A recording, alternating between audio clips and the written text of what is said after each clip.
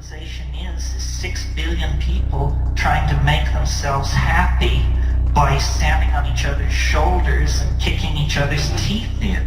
It's not a pleasant situation, and yet you can stand back and look at this planet and see that we have the money, the power, the medical understanding, the scientific know-how, the love, and the community to produce the kind of human paradise.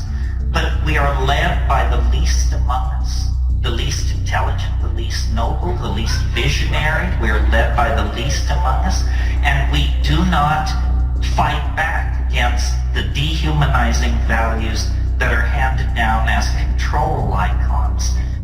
Culture is not your friend.